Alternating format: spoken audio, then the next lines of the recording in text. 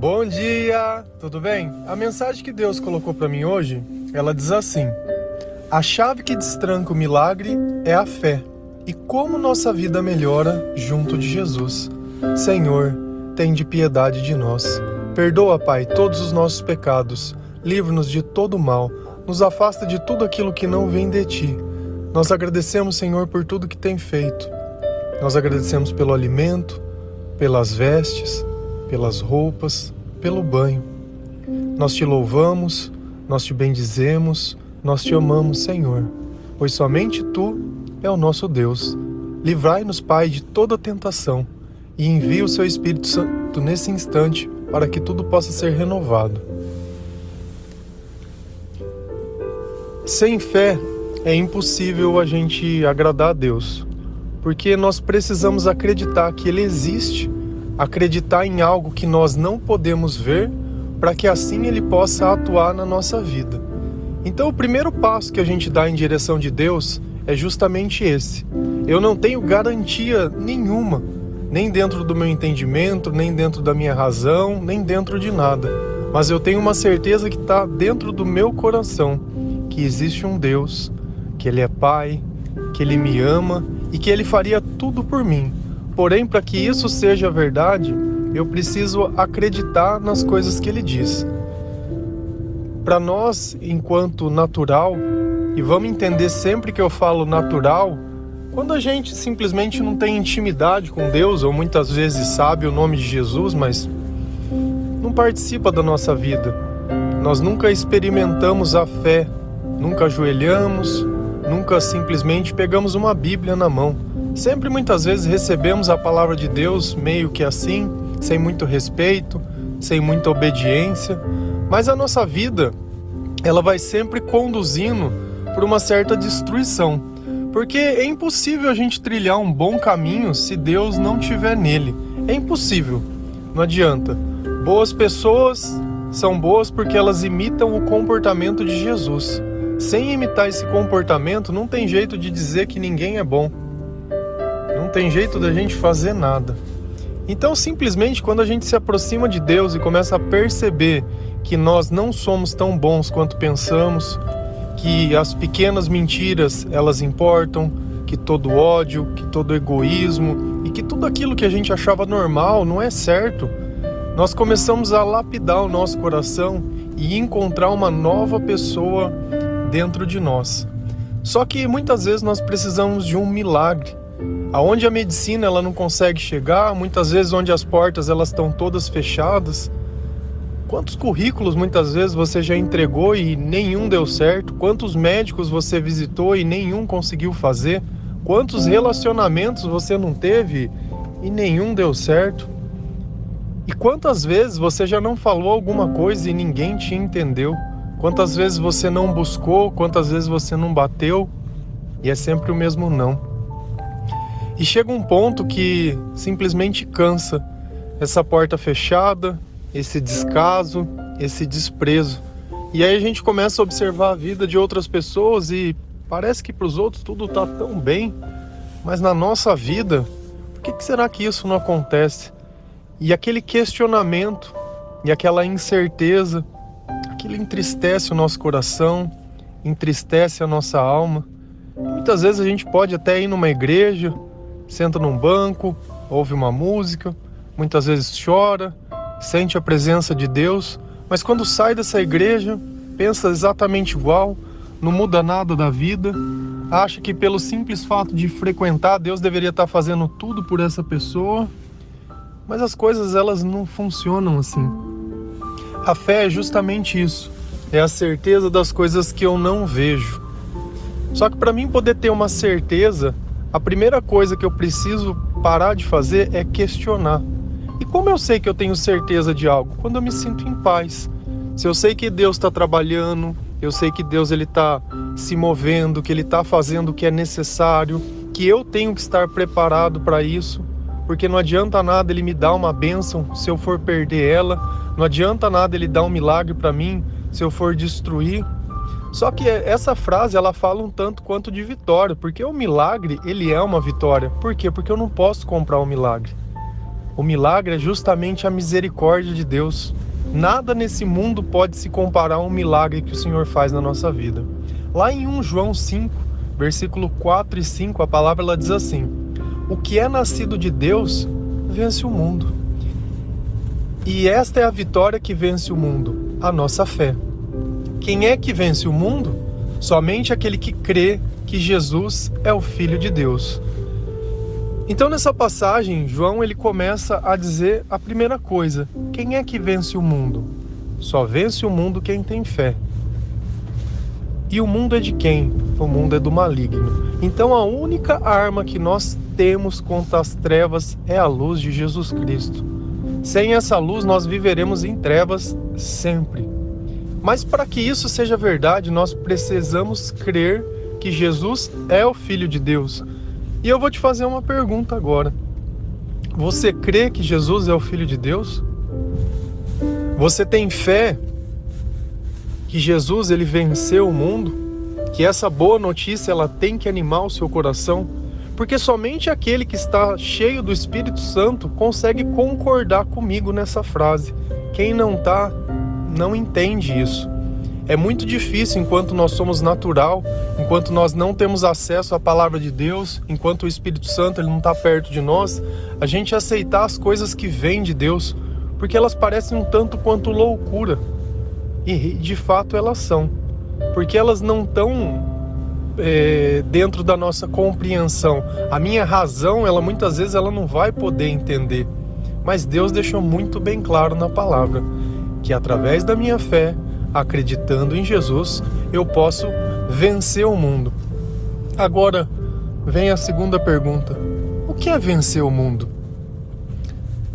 Será que é eu ter uma casa, eu ter um carro, a maior casa, o melhor carro, o maior salário? Será que é de forma quantitativa?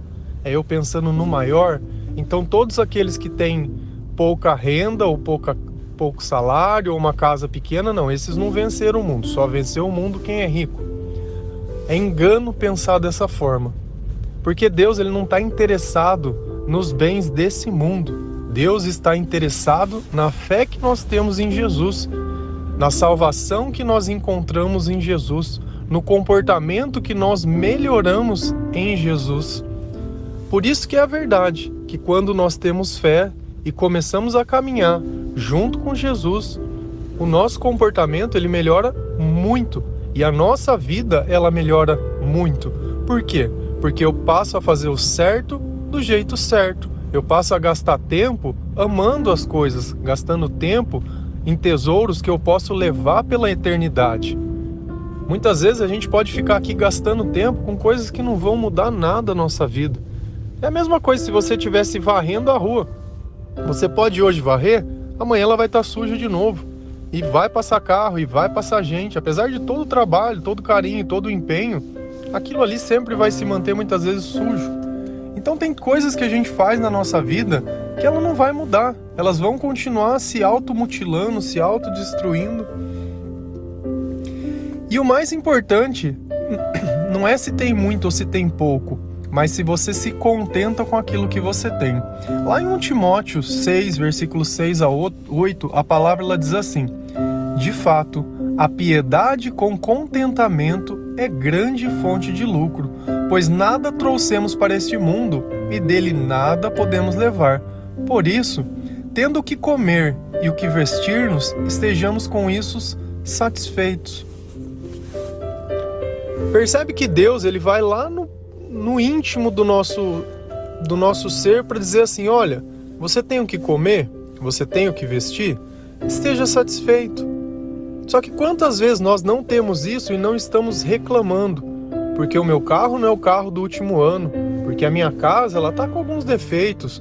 Olha, porque o meu celular tá com a tela quebrada.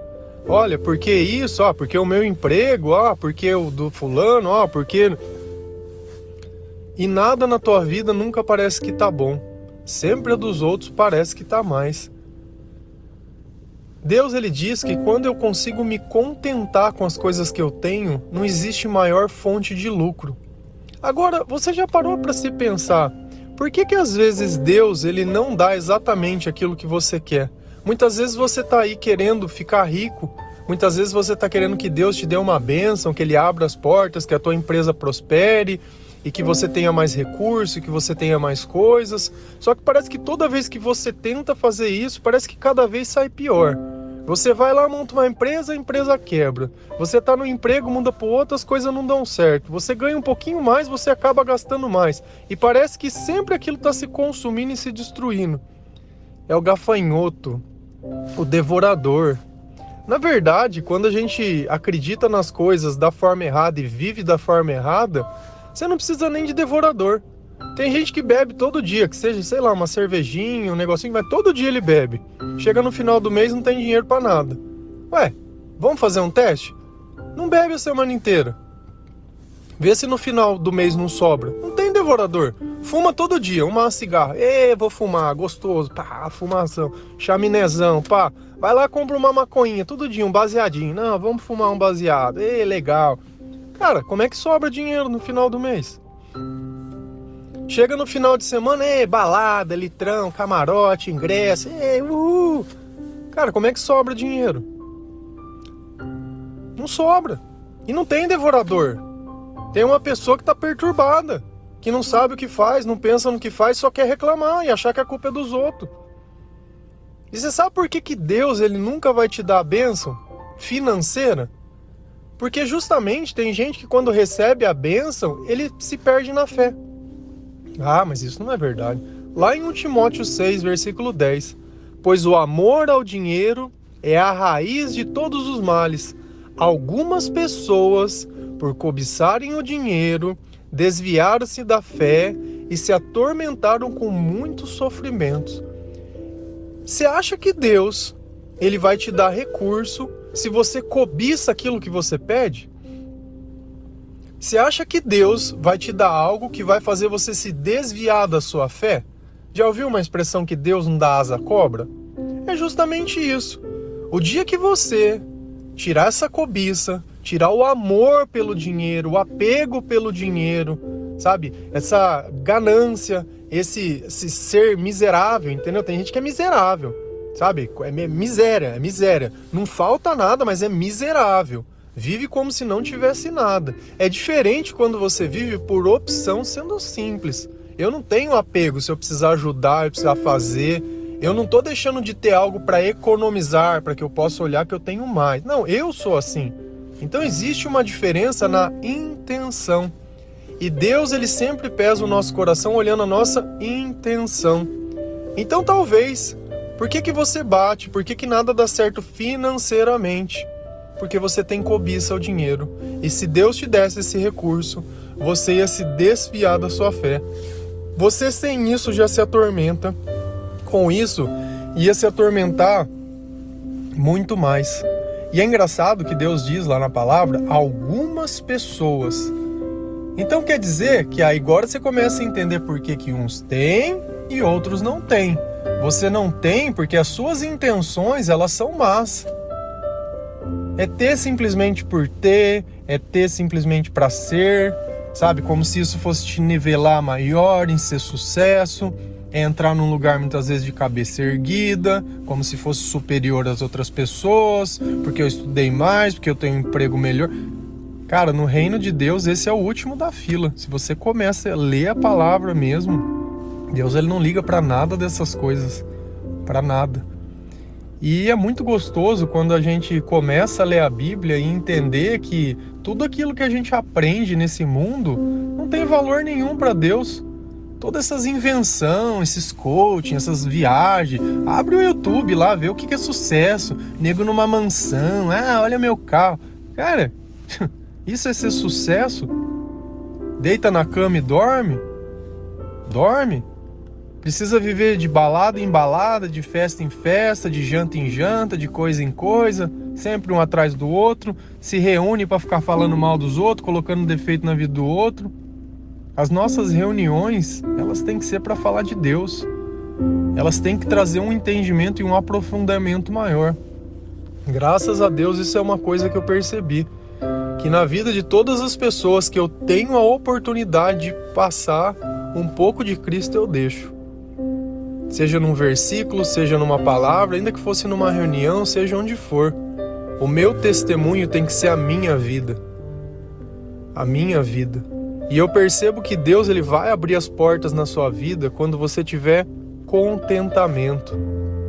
Contentamento. É o primeiro lucro que nós vamos ter nessa vida. Contentamento.